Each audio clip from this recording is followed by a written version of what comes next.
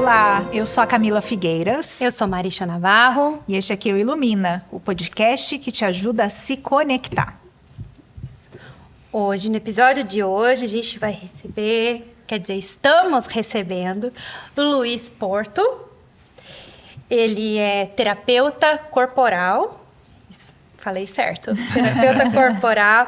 Ele vai contar um pouco da história dele, ele vai contar um pouco das terapias também. E a gente vai explorar junto o universo da mediunidade. Eu acho que é um tema que todo mundo tem curiosidade para saber, Sim. né? E o que é a mediunidade, como ela se manifesta, tipos de mediunidade, né? É um tema bem polêmico e desperta curiosidade. Perfeito. Seja bem-vindo, Luiz. Obrigado. É um prazer receber você aqui hoje. O prazer é meu. A gente fica feliz. Então, começa do começo. Bom, Quem é o Luiz? O que você faz? eu sou Luiz Porto Junqueira. Trabalho com terapia corporal já tem 15 anos. 14 para 15 anos. Nossa, bastante tempo, né? E nessa trajetória toda eu vim descobrindo o mundo da sensibilidade, né? O mundo da percepção.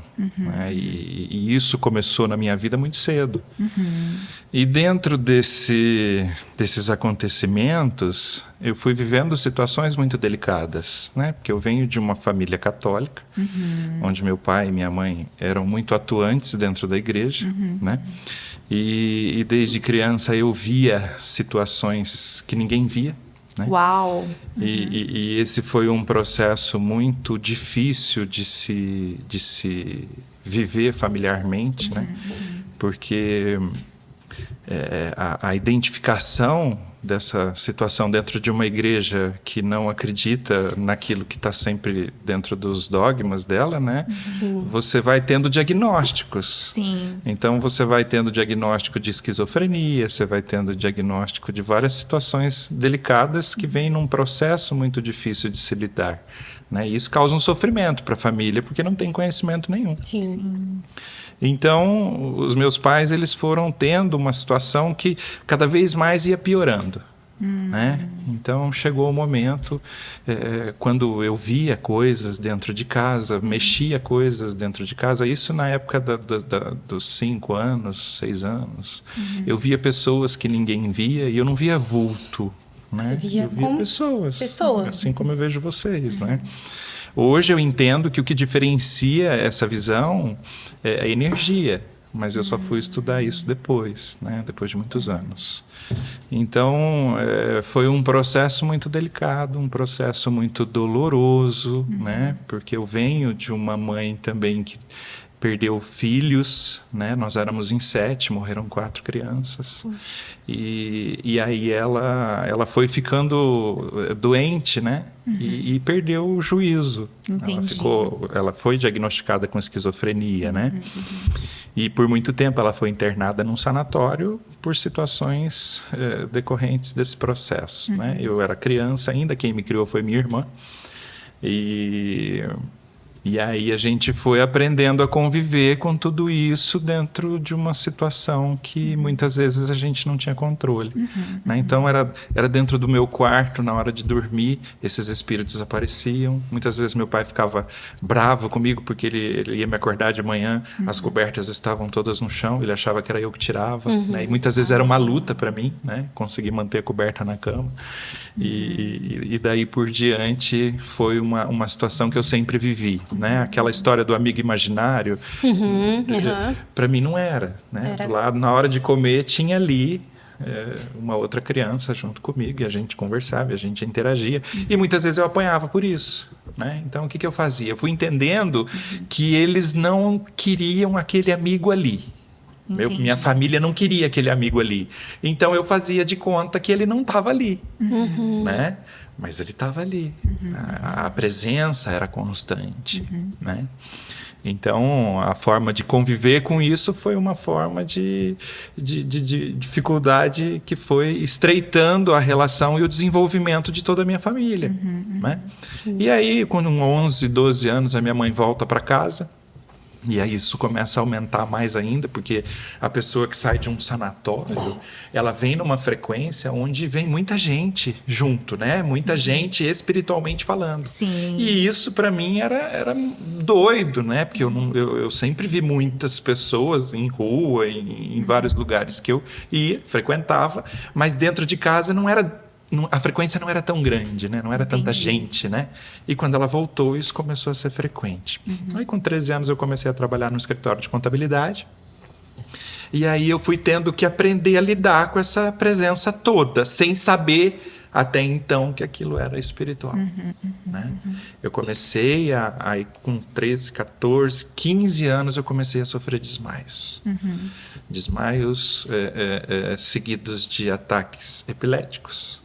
Onde eu fui tendo uma piora cada vez mais, passei por 19 neurologistas, tive vários problemas nesse decorrer e não se fazia diagnóstico, né? E a minha vida parou. Então, dos 17 aos 19, eu fui tendo... A situação ela foi piorando cada vez mais. Até eu chegar um dia que eu tive 4 paradas cardíacas e fiquei em coma 2 semanas. Meu Deus. E aí meu pai fez uma promessa que se eu saísse do coma, ele me levaria para um centro espírita. Porque nesse momento já várias pessoas já diziam, né? Ó, seu filho tem problema espiritual, precisa levar para um centro. E ele ainda muito rígido, né? Porque o que acontece? Tem que chegar no extremo para a família realmente se abrir para isso, né? Sim. E quando isso aconteceu, ele fez a promessa e no dia seguinte eu saí do coma. Né? Aí passou-se um tempo, 2 meses, ele conheceu o Centro Espírita Allan Kardec, que ficava no próximo ao Jardim Tóquio. E ali foi aonde eu comecei a minha vida espiritual. Fiquei um tempo ali, não cheguei a desenvolver, ali foi muito estudo, né? Muito na base do conhecimento. Depois eu conheci o Pedro Carlos Ferreira Tonani, que foi uma pessoa assim fantástica na minha vida, que depois virou pai, tio, e a gente teve uma relação muito íntima no sentido de ele foi a pessoa que me deu a mão e me desenvolveu através de apometria. Perfeito. Né? Me desenvolveu o processo mediúnico. Então foi nesse momento, com 20 anos, que eu começo a trabalhar com apometria e me desenvolver e estudar profundamente e entender todo esse processo mediúnico que a vida me acometia, né, dentro dessa situação toda. Né? Então hoje para mim é muito natural ver e não ver, não é uma coisa, eu sei lidar muito bem com isso, né? Não é uma coisa que toda hora eu me assusto, não existe mais isso, né? É muito natural. Perfeito. E depois a coisa vai tomando um rumo assim, onde você determina e define algumas frequências que aquilo já passa a não te incomodar mais, entendeu? Muito Luiz, legal, né? Muito. Nossa, a história dele é impactante. A sua mediunidade lembra muito a do Divaldo, né? Sim, onde ele teve que aprender a criar... uma forma de conviver com isso. Né? O Chico também, né? Chico também. Né? Mas o Divaldo começou a trabalhar numa repartição pública. Ah, sim. Daí chegava a galera lá, ele ia atender, e não tinha ninguém ali, né? Como ele lá no escritório. Isso, no escritório acontecia. Né? Às vezes chegar pessoas lá querendo falar sobre imposto de renda e a gente não para mim era normal. Mas foram situações que eu fui conseguindo entender após o estudo, porque você vai sabendo ler a energia, né? Perfeito. Depois eu relato um fato que me marcou nesse processo, numa viagem que eu fiz. Enfim, mas foi através do estudo que me deu essa condição de poder entender tudo isso e saber conviver de uma forma muito tranquila e poder tocar minha vida hoje, né? Sim. Porque saber culminar todo o processo mediúnico, trabalho profissional e transformar tudo isso num só, foi uma adaptação aí bem gloriosa, assim, que eu agradeço muito a Deus por tudo, como as coisas se encaminharam, né? E com isso ele foi colocando os anjos do destino aí que me auxiliaram com profundidade. Que bacana, mas é isso, né? E esse assunto que a gente trouxe aqui hoje, a gente já queria, né, falar sobre isso, porque é uma coisa assim que está se tornando mais... A gente está falando mais sobre isso, né? Porque antigamente tinha assim, um tabu a respeito. E o pessoal joga na vala, né? É isso, é aquilo, por conta de religiões que são muito fechadas aí, né, para essa parte mais espiritual. E é igual, né, eu tenho uma amiga também que ela fala, cara, eu não consigo distinguir quando a pessoa tá viva e quando a pessoa não tá, né, e ela tem isso. Ela não vem de uma família realmente espírita, não vem de uma família que tem uma religião mais aberta, né? E ela fala, eu pequenininha, criancinha ali, né? Tinha esse rolê, essa luta ali, e ninguém me apoiava, tal, né? E isso é muito comum, a gente sabe, né? Eu não tenho uma mediunidade assim ostensiva, né? Mais aberta de ver, de ouvir, mas eu tenho a sensibilidade. Intuição, né? E quando eu era pequena, eu te sentia no quarto, né? Eu sabia que tinha. Eu ficava lá no rolê preso, porque minha mãe falava, não, fica aí no teu quarto, tal, né? E hoje a gente pode falar sobre isso. Sim. Né? Com pessoas que talvez estejam vivendo processos aí e estejam aí nesse, né? O que eu faço com tudo isso? E agora? Né? Então, esse papo ele é muito legal também para a gente desmistificar muita coisa, para a gente conversar, para a gente trazer, jogar na mesa esse assunto, que é muito relevante. Sim, né? Que ajuda muita gente também, né? Eu entendo que esses tabus, essa condição mística que foi montando em volta de todo esse processo mediúnico ou de mediunidade, então existe ainda aquela situação de quando você fala que a pessoa é médium e ela não tem esse conhecimento, o medo dela está relacionado a um poltergeist. Sim. Naquela situação, ou então Chico Xavier que psicografava, ou então Arigó, que foi o médium da cirurgia. Sim. Esse tipo de mediunidade, ela está deixando de existir. Exato. Ela já não tem mais isso. Porque, não é necessário mais.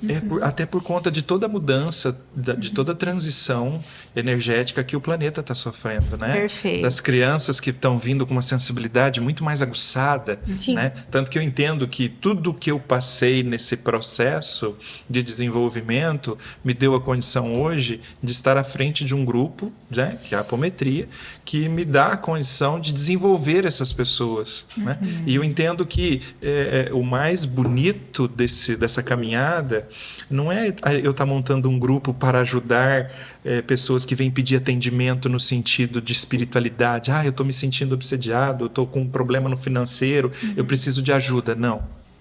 É o processo do grupo que se reúne para se enxergar, para se conhecer dentro da sua própria sensibilidade, para você começar a discernir como é que isso funciona quando você chega num ambiente e puxa uma energia e capta coisas que aquilo começa a te incomodar. Sim. Como você se protege disso, como é que você leva isso para a tua vida profissional, a tua vida familiar, a tua vida com os amigos, né? Porque eu sempre dizia para os meus pais que eu mais vejo espírito fora do cemitério do que dentro do cemitério.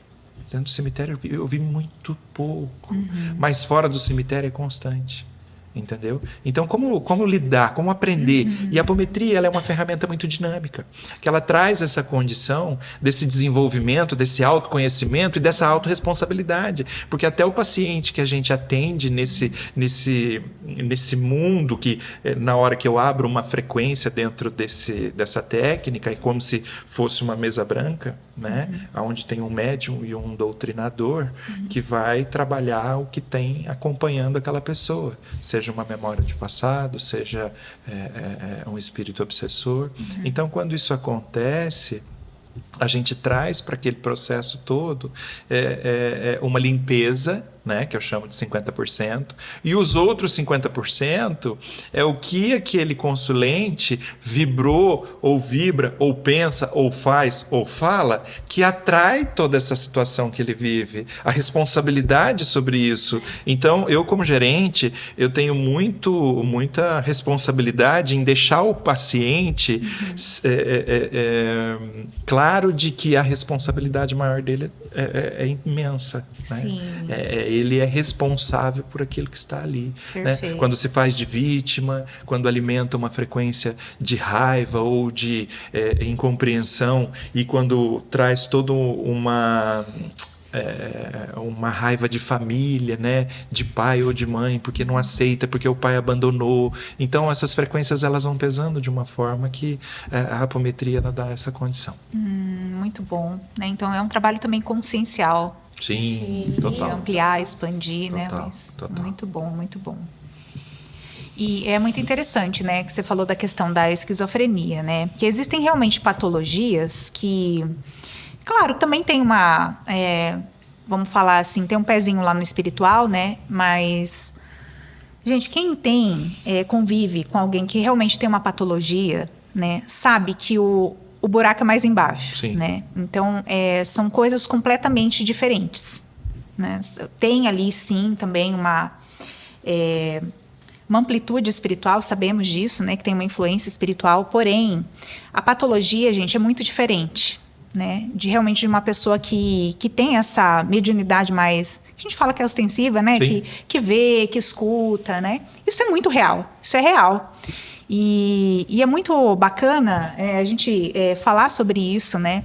Porque, de repente, tem pessoas que nunca viram isso, nunca ouviram falar, né? Mas que em algum momento da vida vai se deparar, talvez, com uma situação, né? Onde alguém traga um relato, assim. E está acontecendo muito agora também, né, Luiz? Não sei se você tem sentido, que as pessoas estão mais abertas, né? Não só sentido, como vivenciado, né? Esse processo, o que acontece? Por que eu trabalhei em desenvolver... Eu trabalhei 15 anos com apometria, depois o Pedro faleceu, eu me distanciei desse processo, 7 anos, e voltei há mais ou menos 5 ou 6 anos com essa proposta. Por quê? Porque trabalhando em consultório, vinham muitas pessoas pedir ajuda e trazendo processos de sintomas que não eram delas. Tá? Então, como eu vejo, facilita. A pessoa entrou no meu consultório trazendo um monte de problemas fisiológicos, misturado com depressão, misturado com ansiedade, e isso várias situações espirituais acompanhando. Fazia limpeza, limpava. Nossa, Luiz, eu saio daqui me sentindo leve, é impressionante. Mas depois volta tudo de novo. Né? Então, qual que é o meu compromisso com esse processo?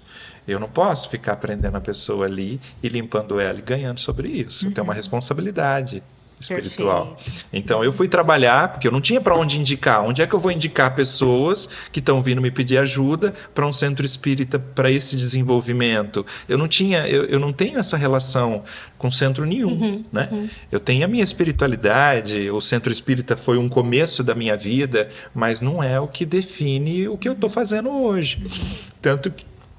Tanto que a apometria, a gente trabalha como um instituto de desenvolvimento, né? Não é religião, é a base do espiritismo, né? Do Evangelho segundo o Espiritismo, mas não é o que... Então, quando eu resolvi trabalhar nesse processo de reabrir a apometria, foi justamente para encaminhar essas pessoas que vêm com uma sensibilidade impressionante e com a inconsciência de que isso é espiritual. Né? E que vem batendo no físico e que em alguns momentos chega mesmo a fazer doença. Sim. Tá? Então, dentro dessa possibilidade, a gente traz hoje essa técnica que é fantástica de autoconhecimento sensível. Que legal. Né? E o que eu entendo de tudo isso? Que a mediunidade é uma troca de energia. Né? Sim. Ela é uma troca de energia, mas ela nada mais é que a condição maior do uso cerebral. Então, tem pessoas que vêm com menos, tem pessoas que vêm com mais. O compromisso de cada um é que vai definir o processo. Né? Então, tem pessoas que vêm com aquela sensibilidade que é para desenvolver com a família. Né? Tem pessoas que têm um compromisso maior com a sociedade, público. Que então, a gente vai se entendendo dentro desse processo, é onde a gente vai tendo a condição de trazer assim um autoconhecimento que traz alívio para a alma.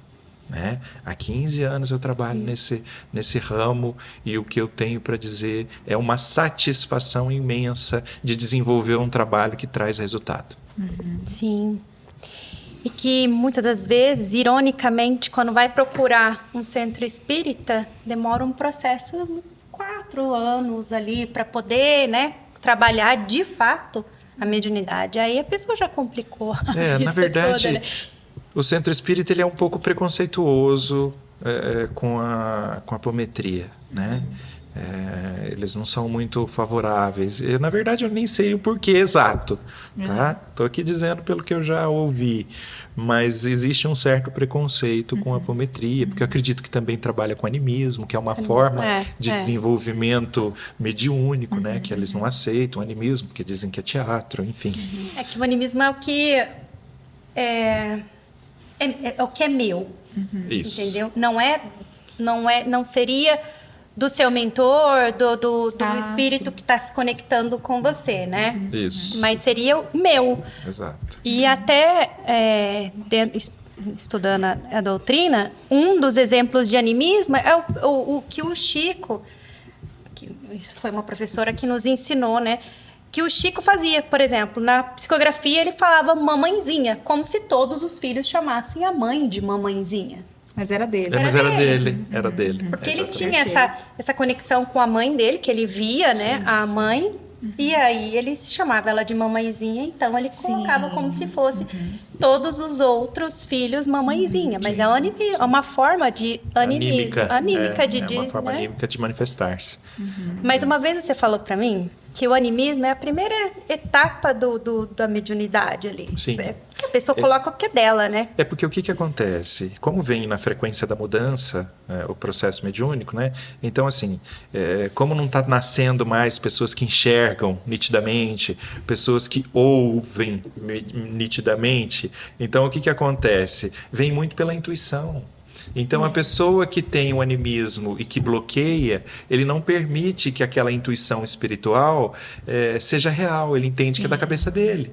Então, a apometria ela vem desmistificando toda essa condição de uma forma muito iluminada, né? Então, às vezes tem pessoas que falam para mim assim, eu fui na apometria lá, mas teve uma hora que eu achei que aquilo tudo parecia teatro, porque não tem um desdobramento abrupto.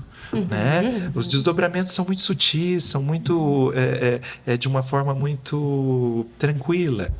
E isso vem pelo estudo, né? O médium, tanto que não existe aquela incorporação, quando se manifesta a incorporação, não tem aquela coisa da inconsciência mediúnica. O médium, ele não é inconsciente ali, ele é totalmente consciente. Por quê? Porque ele tem que ter controle sobre aquilo. Ele tem uma responsabilidade, porque, por exemplo, vem lá um espírito bravo, né? Também tendo a conexão e o entendimento que toda forma de manifestação espiritual que acontece, ela vem de um jeito da minha frequência. Então, se eu sou uma pessoa extremamente bravo, raivoso e não tenho muito controle sobre isso, eu vou atrair espíritos da mesma frequência para manifestação. Eu posso me machucar, eu posso machucar uma outra pessoa. Então, esse estudo ele vem num decorrer de mostrar que o médium ele tem total responsabilidade sobre isso. Educação mediúnica. Educação mediúnica. O ESD também trabalha isso de uma forma... Bem longa, mas trabalha. Né? A gente trabalha de uma forma mais dinâmica. Né? Mas é um curso Na prática. Mas é um curso que envolve muito as pessoas e que as pessoas têm, assim, uma identificação e um acolhimento, né? Porque existe aquela coisa... Eu trabalho muito a situação das pessoas entenderem que não existe médium melhor que o outro. Nós somos todos iguais. E se eu tenho uma mediunidade maior, é porque o meu compromisso de responsabilidade é maior. Tá? Não é para eu me sentir o melhor. Entendeu? Então, ali, a consciência de você se desenvolver, ela é uma consciência muito forte e ela vai fazer você se responsabilizar 100% por isso. Entendeu? Então, é uma situação que ela vai tomando conta, assim, que hoje eu não me vejo na vida sem esse movimento, porque tudo se uniu. Né? É um conhecimento que te traz responsabilidade constante sobre aquilo que a gente tem que exercer de uma forma muito dinâmica e responsável. Perfeito. Trabalhar essa autorresponsabilidade, Exato, né? Exatamente. Todo mundo tem que trabalhar essa autorresponsabilidade, independente, né? Exato. Fazer. Pra vida, né? Que muitas vezes a gente entra naquela posição de vítima, né? De achar que o mundo, que o outro, que, né? E você sabe que essa frequência do vitimismo, essa frequência do vitimismo é o campo mais aberto que a espiritualidade negativa se utiliza para entrar dentro da sua casa. Olha só, Tá. que interessantíssimo. Inclusive, no Brasil Paralelo saiu um filme que é Oficina do Diabo. Esse filme Eu ele ouvi mostra, falar. ele mostra assistir.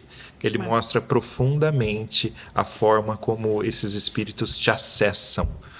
Tá? Então, estou no trânsito, eu fico irritado, pronto, abre porta para isso. Cheguei em casa, encontrei lá minha esposa de uma forma, poxa, não fez comida, não limpou a casa, e eu cansado aqui, tá no meio dessa bagunça, pronto, é o suficiente. Então, assim, Acha brecha, né? Exato. E a maior virtude do inimigo é o que a gente não tem hoje. Paciência. É verdade. O inimigo, ele tem uma paciência de Jó. Olha só que interessante, né? Tá?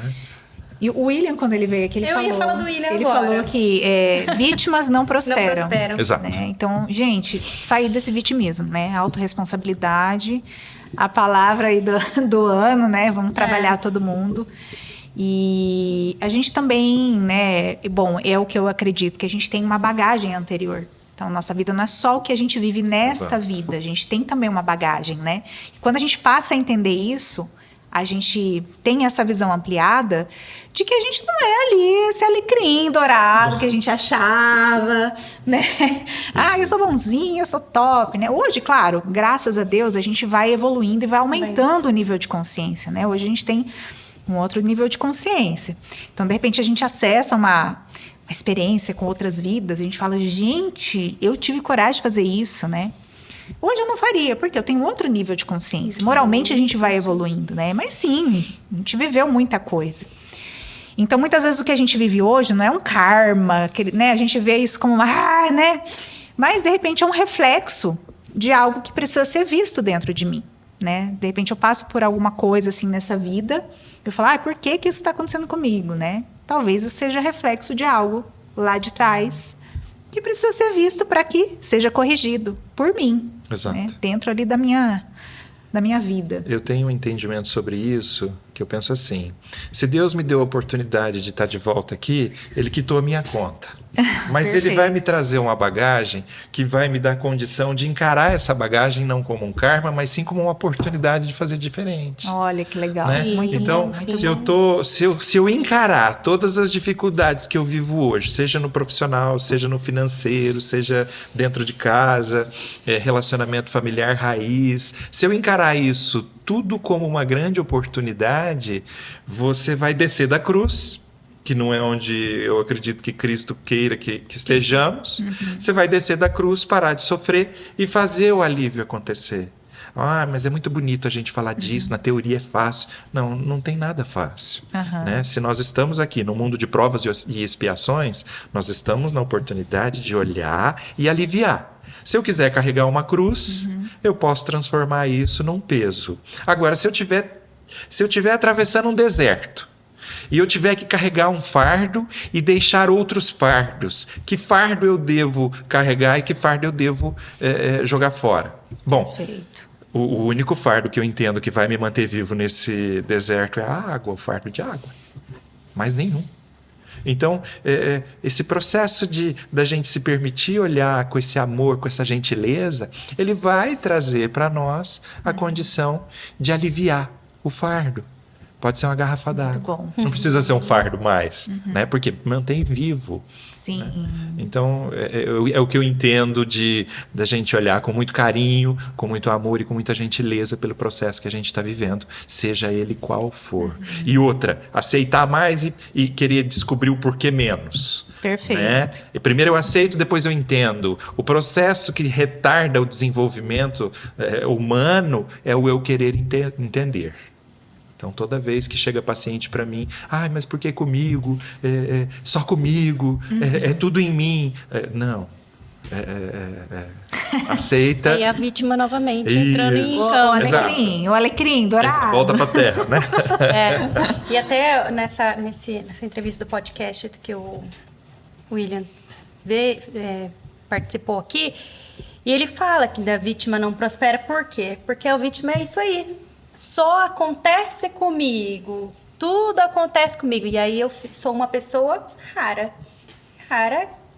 tudo É escasso, né? Aí quando vão caindo, todas as entrevistas vão se conectando de alguma forma, né? Muito legal. Porque é uma muito legal. filosofia, né?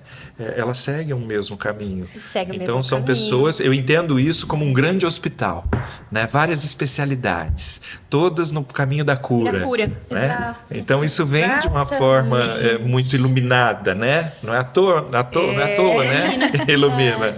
Então é exatamente isso. É unir todos esses conhecimentos, técnicas diferentes que levam para o mesmo, assim como eu entendo que todas as religiões levam para o mesmo caminho. Sim. Né? São ferramentas de crenças que hoje está tomando outro rumo. Sim. Né? Então, ilumina. É isso aí, mesmo. muito bom. Pois vamos falar um pouquinho mais da mediunidade, né? Para quem aí de casa é médium, sente e vê. Quais os tipos mais básicos de mediunidade? Bom, hoje dentro da apometria, que é o ambiente em que eu mais atuo, existe ali a pictografia, né? Que é o desenho. Pictografia é o desenho. Ah, legal. Tá? Às vezes o paciente está sendo atendido e um desenho mediúnico está saindo para ele. Tá? Tem a psicografia também. Tem o desdobramento. Tá? Então tem a pessoa que desdobra, ele pode buscar uma consciência sua de 1800 e pouco, que sofreu um trauma e que naquele momento é o momento de sanar aquela conta, né? E também a incorporação. Tá?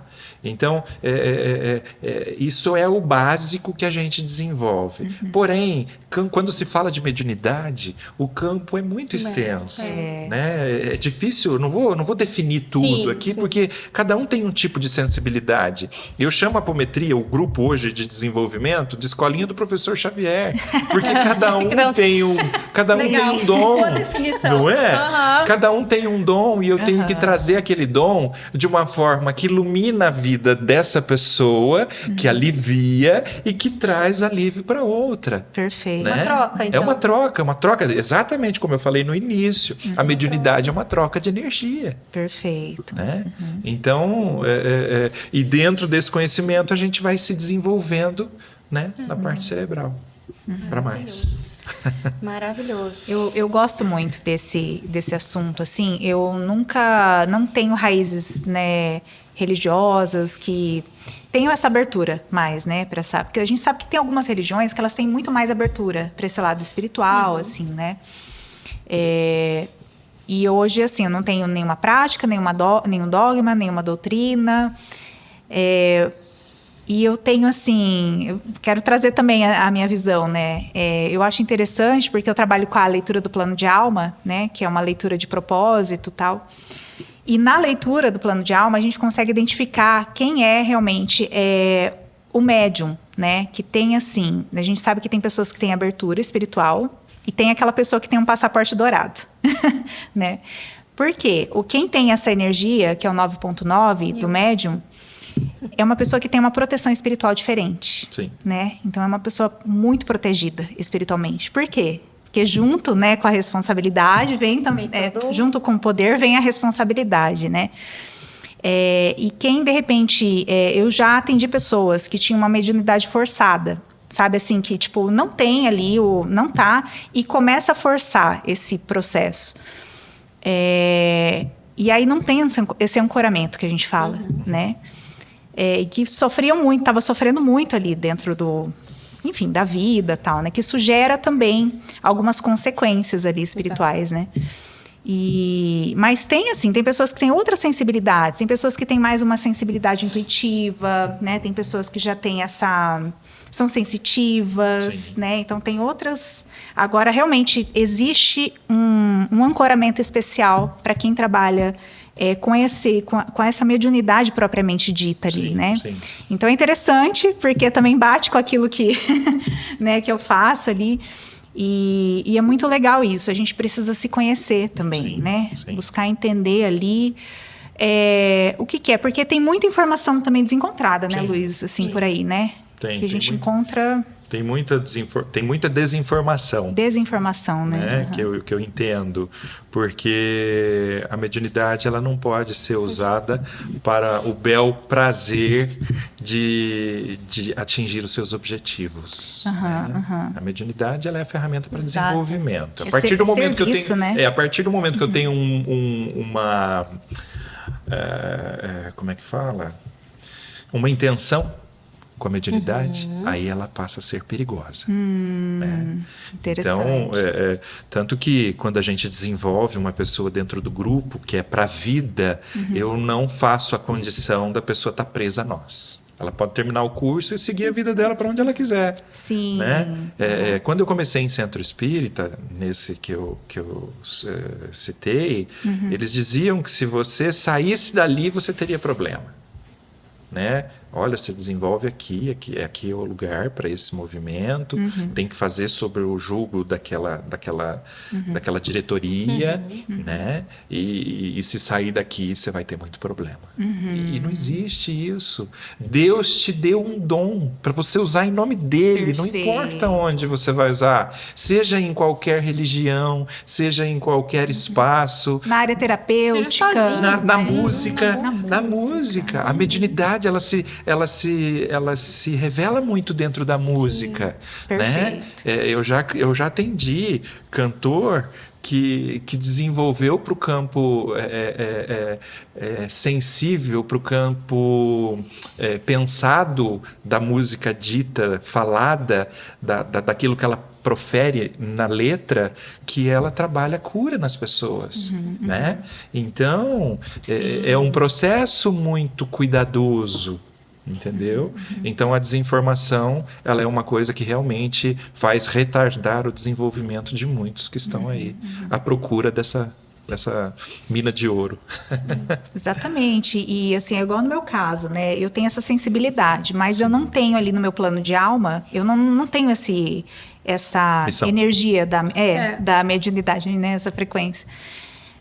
Mas eu sou uma pessoa muito sensitiva, muito intuitiva, né? Mas eu não tenho um ancoramento para isso. Né? Então muita gente já chegou, você não quer desenvolver? Mas, cara, não, tô de boa, né? Assim, então, claro, aprendi a trabalhar com esse dom que eu também tenho, né? Mas é um outro dom, um outro rolê, né? Eu fazendo a sua leitura, né? Que eu tenho essa situação que eu usufruo muito em consultório, fazendo a sua leitura, você tem um compromisso mediúnico dentro do campo que você atua. Tá? Esse campo que você atua vai te dar o feeling, a percepção, seja o que você quiser denominar, para você poder fazer com que aquele paciente se veja. Para que ele se veja numa profundidade aonde ele vai ter uma condição sine qua non, assim, de poder olhar para o processo dele e fazer com que tudo que ele precisa encaixar vira um quebra-cabeça fácil dele entender. Então, a sua missão mediúnica, ela é individual. Você não trabalha no coletivo, você não trabalha numa mesa branca, num centro espírita. Sim. Você vai trabalhar ele de uma forma tão individual e tão profunda que é como se você estivesse vendo uma tela ali do que você precisa tratar com ele. Isso vai além do que a faculdade te proporciona. Perfeito. Que o estudo em si te proporciona. Né? Então, é interessante quando você fala do campo ou da egrégora, né? Você usou uma outra palavra que eu não me lembro. Frequência. A sua egrégora, ela é protegida para isso. Você tem uma equipe que trabalha com você, energética, que ela cuida de você para esse tipo de processo. Isso não mesmo. tem erro de leitura. Né? Quando você começa a atender o seu paciente, é como se você fundisse na energia dele ali, né? E aí você vai trazendo para ele a condição de poder se olhar, de poder se analisar, né? Eu acho que é uma anamnese muito importante isso. Muito bom, adorei. E é isso. E eu já atendi uma vez uma pessoa, até trazendo, né? Porque hoje acho que a espiritualidade está usando de outras maneiras, né? Não só a religião em si, né? Então ela está buscando outros lugares ali para fazer o trabalho que precisa ser feito hoje nessa terra, né? Que a gente está vivendo esse processo de despertar, enfim, regeneração, né? E uma vez eu atendi uma pessoa com a leitura do plano de alma e ela falou para mim, olha, eu quando era adolescente eu incorporava na sala de aula. né? E ninguém sabia o que que era. A família também, né? A religião era aquela religião mais fechada e tal. E acharam que ela estava doente, né? Foram levar no médico e tal. Até que uma coleguinha da sala, acho que a família já era, né, de uma religião espírita e tal. Olha, o teu processo aqui é incorporação, né? Você está incorporando. Então pede pro teu pai te levar para algum lugar, assim, né? Um centro espírita e tal. E ela teve um processo bastante árduo ali ao longo da vida para trabalhar isso. Hoje ela trabalha essa parte da mediunidade no processo terapêutico. Então, hoje ela é terapeuta holística, né? Então, ela encontrou uma ferramenta para trabalhar a mediunidade ali. Né? Que ela entrou em alguns centros espíritas, mas aí como ela incorporava entidades que não estavam, que eles não consideram... porque tem toda uma caixinha ali, né? Não todas, tá, gente? Eu não estou generalizando, né? Mas tem centro espírita que não aceita, é de direita, é de esquerda, é só direita, esquerda não, né? E ela incorporava, sim, né? Com facilidade. Outras entidades, tal, que não estavam alinhados com aquilo que eles entendiam que estava na frequência ali e tal. E aí ela encontrou, na área terapêutica, né, uma ferramenta para canalizar toda essa frequência. Olha que interessante, né? E o que eu entendo desse movimento todo? A generosidade divina. Por quê? Por que a generosidade divina? Porque ela vai atender um nicho de pessoas. Para se atingir a gama humana hoje, sim, que é necessário, tem que ter todo tipo de linguagem. Perfeito. Tem que ter todo tipo de acesso. Se vierem só atrás do o que eu ofereço, não vai atender todo mundo, porque é uma linguagem diferente. Eu tenho uma paciente que ela é evangélica, né? E ela tem a mediunidade. E ela desenvolve na linha do Espírito Santo. Sim, então, a forma perfeito. como ela acessa isso é uma maneira tão iluminada, é tão bonito de ver. E você vê o resultado no semblante das pessoas. Porque ela toca no coração das pessoas com uma palavra tão profunda. Então, o que eu entendo de tudo isso, e repito, a generosidade divina. Né? Cada um vai se desenvolver de uma forma porque tem uma tribo para se trabalhar. Sim, né? Assim como Nossa Senhora não apareceu no mundo todo de várias formas para trazer a inclusão, vários tipos de religião para trazer a inclusão, vários tipos de desenvolvimento mediúnico para trazer essa inclusão. Sim. Entendeu? Então é verdade. Muitos grupos trabalham dessa forma, né? Carismático. Exatamente. Dentro das igrejas tem muito médium, né? Nossa, mas demais. Em todo lugar. E tem espaço para eles, né? Sim. Só dão outros nomes, outras, né? De cura, de realinhamento. Uma coisa que eu ouvi o Chico Xavier falar uma vez que eu achei fantástico, né? Porque isso ocorria muito dentro da minha família. Porque eu sou de uma família católica, mas onde tem, por parte de pai e mãe, muitos evangélicos, umbandista. E quando reunia todo mundo, dava um pouco de confusão, porque ficava aquela briga. Não, porque o dia que você morrer, você vai ter que vir provar para mim que o céu é evangélico, né? E vem nessa situação. E um dia eu vi o Chico comentando que o céu, ele te recebe na frequência que você vibra. Né? Então, se você é evangélico, o céu evangélico vai te receber, né? Para não causar nenhum trauma ou então nenhum desespero naquela pessoa que é recebida naquele momento. E depois tudo se transforma numa linguagem só, depois do estudo que acomete, né? Dentro desse padrão que a gente já conhece. Então, eu achei isso muito bonito. Né? O céu te recebe na frequência que você vibra. Lindo, né? Então, céu é a maneira de dizer, né? Mas é o plano vibratório de cada um quando se entrega, né? Maravilhoso, Perfeito. né? Acredito nisso também. Luiz, você... o que você pensa, assim, hoje desse processo que a gente está vivendo na Terra, né? A gente está num processo aí que está todo mundo muito doido, né? Sim. Recebendo energia aí de tudo quanto é lado, assim. Acho que é muita informação, né? Tecnologia, inteligência artificial, sensibilidade, essas coisas. A gente vive hoje uma coisa meio Matrix, né? O acesso, né? O acesso que a gente tem à tecnologia, o acesso que a gente tem essa coisa ligada ao uso da capacidade cerebral, que também está envolvido tecnologia. Então, o que eu entendo? Eu entendo que nos falta hoje limite. Nos falta hoje entender qual é o meu limite. O que eu posso até aqui, que é o meu limite, e o que eu não posso daqui para cá, que é o limite do outro. Né? Hoje está havendo aí uma divergência muito grande de opiniões, de insatisfações, de intolerância, né? De frequências ruins. Sim. Então, eu entendo que a gente está passando por um momento de depuração, mas ao mesmo tempo é um momento de maior conexão. E que se você cuidar da sua frequência, você vai saber usar a sua bússola de forma correta. Né? Eu atendo algumas pessoas que chegam para mim e falam assim: mas eu peço muito a Deus para que me dê um sinal, porque eu acredito no sinal que eu recebo. E eu fico às vezes um pouco preocupado com isso, porque se eu não tiver uma frequência legal, o sinal que vai vir não é o sinal de Deus. Eu não vou conseguir ouvir, eu não estou conectado com Ele. Agora, a partir do momento que eu estou cuidando da minha frequência, ela pergunta para mim assim, a minha paciente: mas será que esse sinal que Deus deu é válido?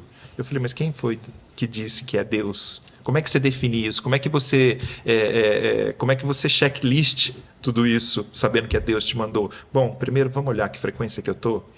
Eu tô muito ansioso, eu tô com medo de não dar certo, eu tô vibrando fora da casinha, porque quando eu tô com medo demais ou então com ansiedade demais, eu não tô no presente. Então, se eu não tô nesse presente, que frequência que eu tô alimentando? Para que Deus esteja lá me enviando o e-mail do sinal. Sim. Né? Então, eu acredito que o momento que a gente está vivendo é um momento muito delicado, mas que nos traz aquilo que sempre Deus pede: presença corporal. Viva o teu presente, esteja presente em você no presente. Sim. Né? Por que chama presente? Porque é um presente. Né? E a gente vive mais no amanhã, nos 5 minutos a acontecer, do que propriamente no momento atual. Entendeu? Então, várias doenças que vêm se diagnosticando é exatamente por todo esse processo de mudança que o planeta Terra está vivendo. Né? É o que eu entendo. Perfeito. A gente teve uma entrevista com o Milton, ele falava do estado de presença, lembra? Sim. É isso. Está aqui, no aqui e agora, né?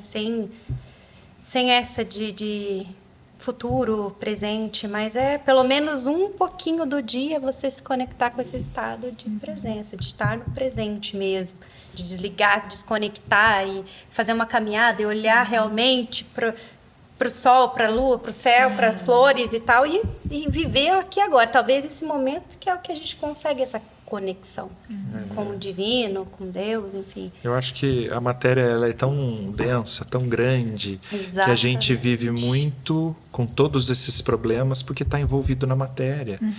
Isso não deixa de ser um pouco de apego, né? Porque às vezes a pessoa trabalha uma vida querendo uma casa nova, querendo um carro diferente, querendo isso, e não consegue dar valor naquilo que já tem, naquilo que conquistou, né?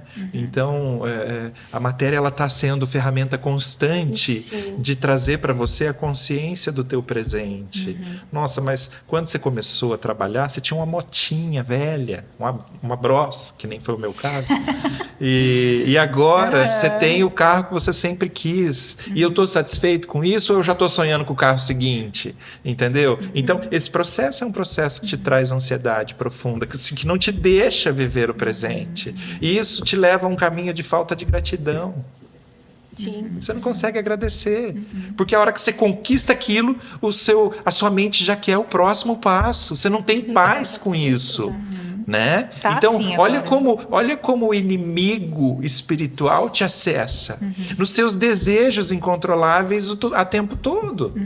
Porque você já conseguiu aquilo. Não, aquilo já não é mais o suficiente. Você curtiu ali 1, 2 dias. No terceiro dia você já fala: já estou sonhando com o carro seguinte, entendeu? Exatamente. Então, eu entendo que a matéria, que é a ferramenta para que a gente possa estar mais presente, consciente, né? Porque como é que a gente vai dar valor para esse presente? A hora que você descobriu um resultado de câncer. Aí você vai falar, nossa, a minha vida, eu não tenho mais como pensar no amanhã.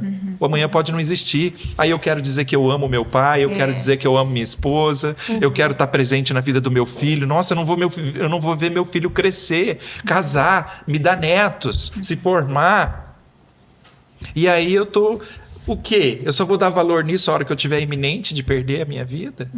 Mas a sua vida você já está perdendo se você não olhar ela hoje. Você pode sair na rua, um caminhão te pega e acabou.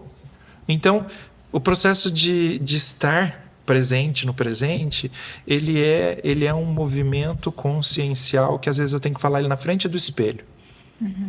Tá? Na frente do espelho. Eu tive uma professora que ela me ensinou o exercício do estar presente, porque eu tinha muita dificuldade de... Eu lia um texto e a minha mente ela fugia com rapidez, sabe? Eu estava numa palestra, eu chegava no meio da palestra, eu falava, nossa...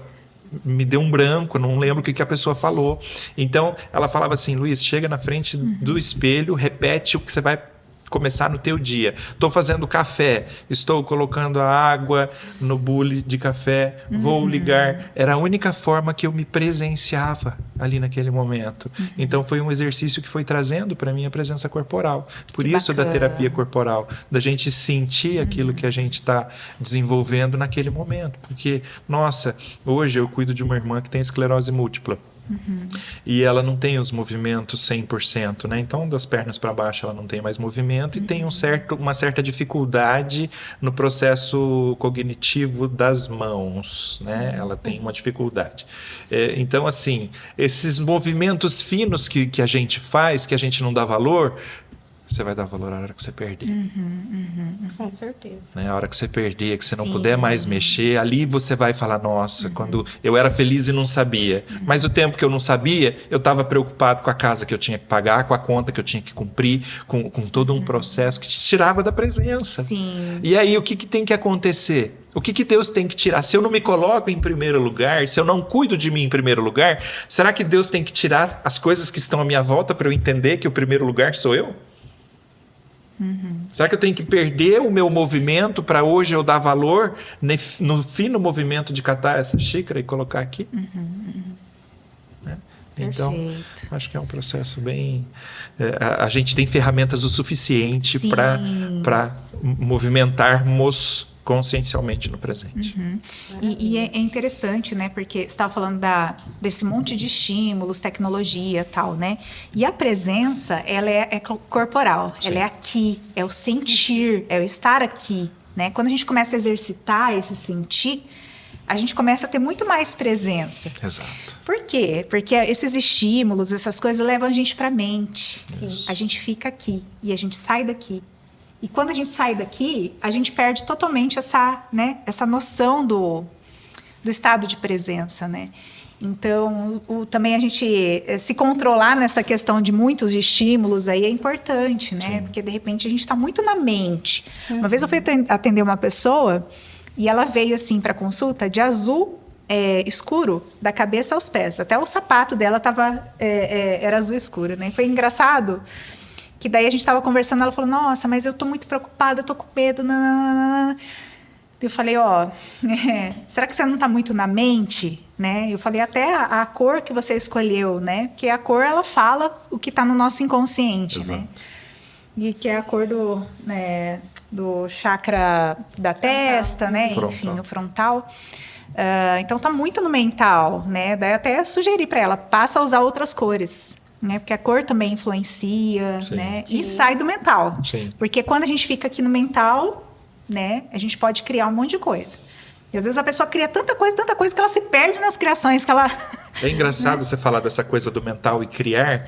Dentro da mediunidade, existe uma situação que quando a pessoa ela acredita tanto que ela está obsediada, ela gera um corpo energético do lado dela, que o médium que olha vê um espírito. Forma pensamento. Tá? Que doideira. E o que foi? Um elemental, né? Exatamente. O que foi dando essa condição de eu perceber se era ou se não era? O estudo. Se eu não tiver estudo, eu não consigo definir que é um corpo energético, que daí a gente chama de auto-obsessão. Olha, A pessoa, ela cria a auto-obsessão dela através da crença. Né? faz Então, todo sentido. E o que isso faz? Então, quando eu estou muito na mente, eu gero muita energia na cabeça, porque a cabeça da gente ela é uma usina, né? Ela é uma turbina de uma usina. Essa energia, quando gerada, ela tem que correr pelo corpo. E ela não corre. E aí para aqui. E aí daqui você cria tudo. Olha, então, se eu doideira. estou numa frequência boa, eu vou criar coisa boa. Se eu estou numa frequência ruim, eu vou criar coisa ruim. Sim. Então, mas eu não consigo manter frequência nenhuma quando eu fico só na mente, né? Por quê? Porque eu tô me machucando. Né? Exatamente. Então, é interessante você trazer essa questão da mente, de ficar só na mente, porque todo o processo ansioso, depressivo, é aqui, é na mente. Não que a mente seja uma coisa ruim, né? Não, Pelo de jeito contrário, nenhum. né? O universo ele é mental, né? Sim, Mas aqui a gente está falando de um desequilíbrio. exato. Né, de Exatamente. ficar só aqui. A mente é maravilhosa, gente. A gente Exato. precisa da mente para... Né, eu preciso pensar, fazer uma estratégia, pensar na minha vida, me organizar. É importante, mas não ficar só aqui. Se a gente ficar só aqui, a gente adoece. Na verdade, é o equilíbrio, né? A gente tá o autoconhecimento e o desenvolvimento espiritual, ele te leva para um caminho de equilíbrio. E dentro desse equilíbrio, a sua mente, ela é o teu maior poder, né? Então, ela se torna uma ferramenta inútil a partir do momento que eu estou no total desequilíbrio. Perfeito. E aí ela vai me adoecer, né? Então, isso que você diz é muito importante, porque o caminho disso é o equilíbrio. É por isso que a gente está aqui. Tem pacientes meus que falam assim, mas eu não estou aqui para ser Jesus Cristo, né? Que veio para ser perfeito. Não, realmente, a gente está aqui para a busca desse equilíbrio, para que você viva melhor dentro do propósito que você se fez. Sim. Perfeito. Perfeito. É isso. Adorei. E você acha, assim como Kardec dizia, todo mundo é médium? Acho. Eu acho que sim. É aquilo que eu comentei agora há pouco. Cada um tem uma forma dessa mediunidade. De expressar. Né? Cada um tem um nível de mediunidade. Mas eu não entendo que existe um nível superior e um nível inferior. Eu entendo que existe um compromisso mais ligado a certas situações e um compromisso ligado a outras. Então, eu não entendo a mediunidade como melhor ou maior ou menor ou superior a nada. Tá? Eu entendo que você vai ter ali a tua condição com o compromisso que você tem. Tá? Mas eu entendo que todos somos médiums, porque todos temos a nossa conexão divina, a célula divina dentro da gente, né? E isso te traz luz. Se a gente vem de um movimento de luz na hora que é gerado, isso ali já tem um significativo muito grande. Entende? Então, a forma de se desenvolver é que aí vai de acordo com a sua programação espiritual. Só manifesta aí de maneira diferente. Conforme a lata. E que bom, né? Que bom. E qual conselho você dá para aquelas pessoas que estão com a mediunidade em desequilíbrio, sente? O que você Eu acredito aconselha? que o maior conselho que eu posso dar nesse momento pede a Deus que te mostre o caminho, pede a Deus que te abra do fundo do coração. Eu estou aberto, Deus, está sofrendo, mas eu estou aberto que eu tenho responsabilidade nisso, eu estou aberto que eu tenho um compromisso com isso, mostre-me o caminho. Eu acho que quando vem da alma esse pedido, ele vai te atender, ele vai colocar pessoas no caminho que... Agora, se você ficar com raiva, se você entrar num processo pesado, você vai continuar nele, vai se afundar cada vez mais, né? Então, o pedido genuíno, né? Você não vê meu pai? O pedido genuíno de eu levo esse menino para um centro espírita se ele sair do coma, né? Então, eu acredito que quando existe isso, é que nem uma consciência de um espírito que está no umbral. A partir do momento que ele tem aquela consciência de eu preciso de ajuda, eu quero ajuda, aí a frequência se abre e vem os espíritos de luz e resgata e faz aquela coisa maravilhosa que é a questão da ajuda necessária, Sim, né? sim. Então, se a pessoa está nesse desequilíbrio, é muito importante ela abrir a frequência da ajuda, né? Não é feio você pedir ajuda para ninguém. E quando você pede para o ser maior, ele vai colocar os anjos do seu destino ali para te ajudar a tomar um rumo. E é muito lindo, né? Eu terminei agora um curso, né, no centro espírita, e a gente faz uma espécie de estágio no atendimento mediúnico. E quando você vê um espírito em sofrimento recebendo esse auxílio, nossa, é muito bonito. Acalanta o coração, né? Acalanta o coração. De todas as formas, porque a gente vê a justiça divina acontecendo, a gente sabe que não está em nenhum momento desamparado, que a espiritualidade está ali o tempo todo, né? E que, nossa, eu me emociono, porque esse trabalho que tantos, não somente os centros espíritas, a apometria, outras vertentes também fazem, de auxílio espiritual. É muito bonito. Na verdade, é você dar voz para uma pessoa que precisa ser ouvida. Exato. Né? Você imagina, às vezes a gente vê aí materialmente falando um casal onde o marido agride a mulher e ela fica quieta porque tem medo, porque não abre a boca, porque é ameaçada. E você imagina ela poder colocar isso para fora, ela poder ser ouvida, ela poder ser atendida, ela poder ser resgatada desse processo. É o que a gente vive hoje no mundo espiritual. Né? Então, esse trabalho que a gente desenvolve, independente da vertente, ele é a condição de resgate desse ser, né? Então é você ouvir, é você acolher, e quando a gente tem a condição de poder acolher, é essa emoção que realmente nasce nos nossos corações. E muitos de casa podem estar se perguntando, mas por que precisa fazer esse atendimento? Por que então a espiritualidade não vai lá simplesmente e acolhe e ajuda esse espírito em sofrimento, que seja no umbral, aqui, enfim? Eu tenho minha resposta, quero ouvir a sua. Quero ouvir a sua. Por que então, se a espiritualidade nos auxilia o tempo todo, por que precisa do médium? Do médium encarnado. Exato. O que eu entendo disso? Da mesma forma que existem várias religiões para atingir várias situações, né, várias crenças, existe ali o médium também, porque é uma questão de energia, né? Tem espíritos que estão na frequência daquela sintonia a precisar de ajuda, né? Então, lá no umbral, tendo simplesmente a consciência, ele não vai ter, porque não é lá que ele está aqui na terceira dimensão, né? Ele está num caminho de vingança, porque ele reencontrou uma pessoa e naquele processo ali ele precisa se vingar a qualquer custo. Então, ele não está no umbral, ligado diretamente lá. Ele pode estar com energia de lá, mas ele não está lá, ele está na terceira dimensão. E aí, os médiums encarnados, eles vão dar essa condição que muitas vezes, energeticamente, aquele espírito precisa de ajuda, quer ajuda, mas não tem a consciência de querer essa ajuda, né? Então, a mediunidade e o médium encarnado é a possibilidade desse tipo de ajuda, tá? Então, é o que eu entendo. Eu também. É através do choque anímico, né? Exato. Para ele se sentir vivo mais uma vez, com essa proximidade do meu corpo carnal, para que ele consiga ter voz e... Tô aqui. Exato. Me ajudem. Exato. É porque tem muitos que não sabem nem que morreu. A maioria. A maioria não sabe que morreu. Por quê? Por exemplo, não tem aquela pessoa que perde uma perna?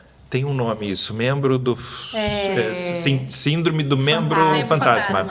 A pessoa que morre, que desencarna, ela sente o corpo. O filme Ghost mostra muito isso, né? Verdade. Que ele levou um tempo para entender que ele morreu. Então, quando isso acontece, você imagina, a pessoa ela continua vivendo como se estivesse viva. Isso já aconteceu comigo em consultório.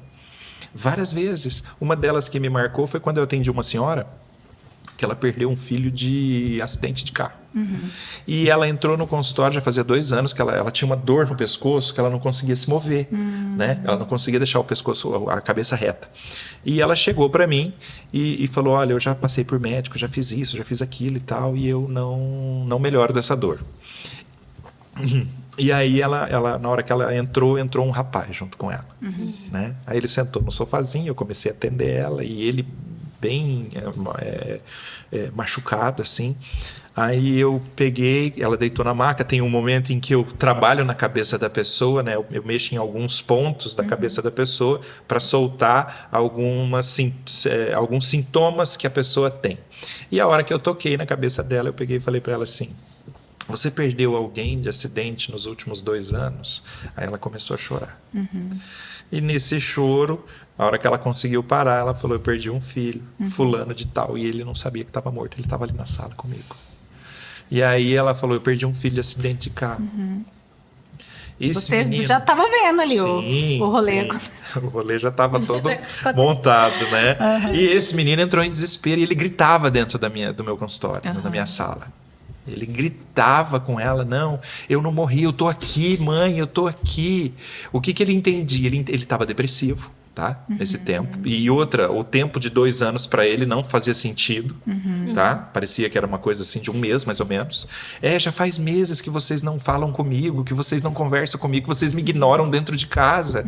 E ele vendo o sofrimento, mas ele não entendendo nada. Ele só entendia que ninguém, por ele ter feito uma coisa que a mãe não queria que fizesse, todo mundo estava bravo com ele, todo mundo ignorava ele dentro de casa. Né? O Sexto Sentido é assim, né? O filme Sexto Sentido é assim, né? Exato. Outro filme fantástico é o Sexto Sentido. Tá?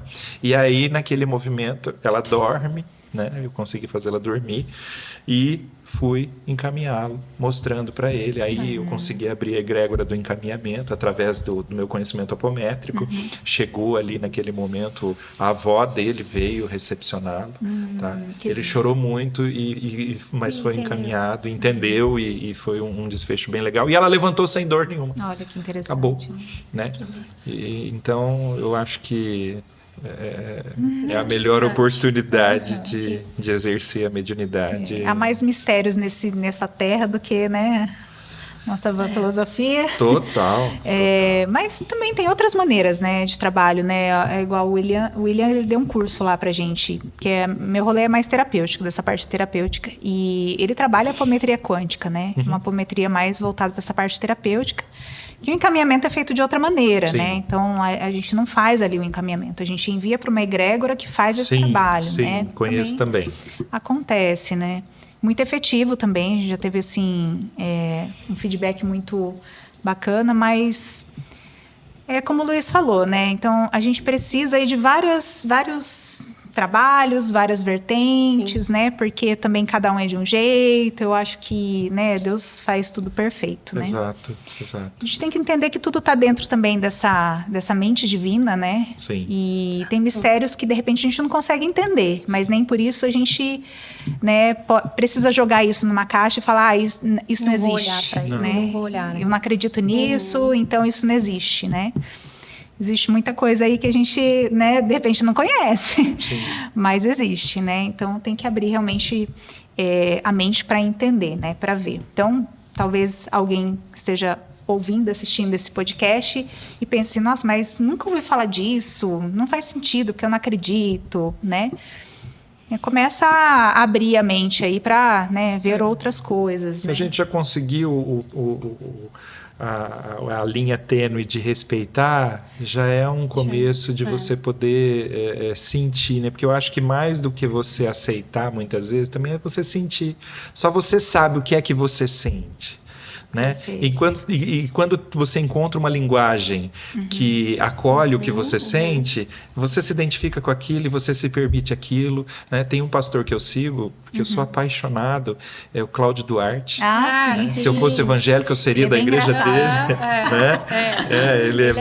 Ele é bem cômico, né? Então, eu acho que aquilo, para mim, se não for uma mediunidade, não é outra coisa. Tá? Porque a forma como ele angaria pessoas, né? Daquela forma tão leve com que ele trata as coisas os tabus de tudo, né? Então, eu acho que ele tem o dom, né? A mediunidade dele é fantástica. Muito bom.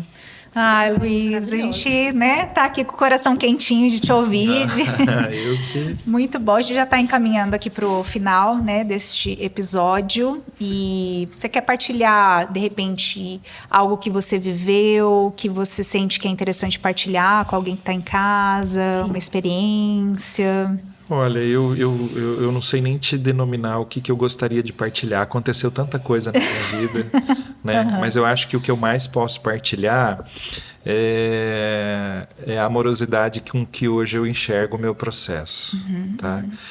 Se eu encontrasse com Deus hoje e Ele dissesse para mim assim, ó, você conseguiu, por isso eu te dou a condição de você voltar atrás e mudar o que você quiser. Volta lá e muda. Isso não vai alterar no meu processo? Não, nada vai alterar. Você pode voltar lá e resolver ressignificar o que você quiser. Não ressignificaria nada. Eu passaria tudo de novo. Eu conheceria todas as pessoas que entrou no meu caminho e me relacionaria com todas elas do mesmo jeito que eu me relacionei. Porque eu tenho gratidão por todas essas pessoas. Todas. Não tiro nenhuma dessa história, porque elas me construíram. Perfeito. E eu sou grato a todas elas, a todas as dificuldades, a todas as situações. Eu acho que isso é o que eu mais posso compartilhar com as pessoas, né, dentro dessa oportunidade de estar aqui com vocês, que é o amor que eu tenho por ter passado por tudo isso e a gratidão, e não mudo nada. Tamo junto. Maravilha, maravilha. A gente que agradece você. Olha que eu queria trazer o Luiz faz muito tempo. Né? O Luiz é referência em Londrina na terapia. Não sei de tudo Muitas isso. pessoas passaram pelas mãos do Luiz. O despertar Bastante espiritual gente. de muita gente se deu através da apometria, do grupo do Luiz, que faz um trabalho incrível, né? E resgata tantas almas em todos os aspectos, desencarnados, vivos. Mas é um grupo muito, muito bonito o trabalho que vocês fazem. Eu fui pouquíssimas vezes, quero frequentar mais, porque esse é o meu rolê. Sim. Cada um tem o seu. Sim.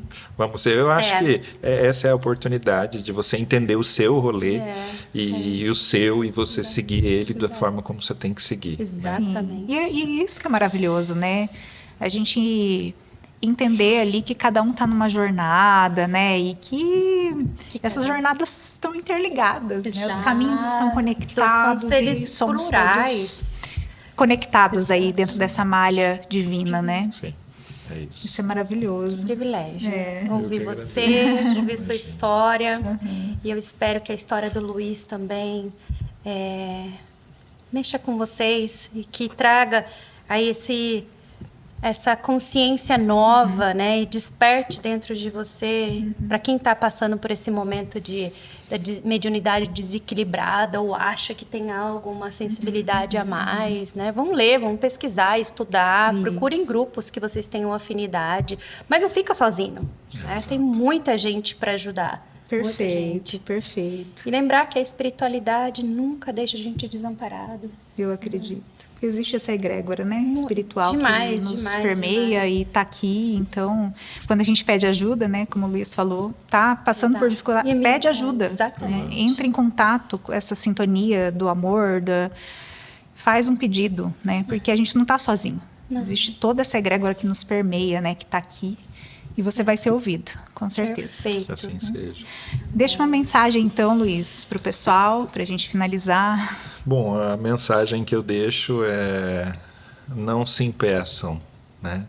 Não se impeçam de se permitir a descoberta dessa sensibilidade, desse espiritual divino que está aí para nos ajudar, porque enquanto muitos de nós sentimos medo porque tem uma espiritualidade negativa tomando conta das nossas fraquezas, eu acredito que tem uma espiritualidade muito maior de luz, pronta para também te acolher, pronta para também te resgatar, basta a gente alimentar. Não existe uma pessoa 100% ruim nem 100% boa, então você é aquilo que você alimenta, né? Então acho que a mensagem maior que eu posso deixar é essa. Perfeito. Maravilhoso. Maravilha. Gratidão. Eu que agradeço. Gratidão. E a gente quer agradecer também você que nos assiste, que nos acompanha, que nos incentiva, que compartilha os nossos vídeos, né? Continue compartilhando, nos ajudando aí a difundir realmente essa mensagem de luz. E a gente é muito grato aí por ter você aqui. A gente quer agradecer o Luiz também pela presença. E Foi muito bom. continue nos ajudando aí, compartilhando, curtindo. E a gente está à disposição também. Se de repente você quiser trazer uma ideia, quiser compartilhar algo, ou uma sugestão de vídeo, né? Coloca aqui embaixo que a gente vai ficar feliz e vai te responder. Perfeito. Gratidão a todos. Gratidão. Obrigado.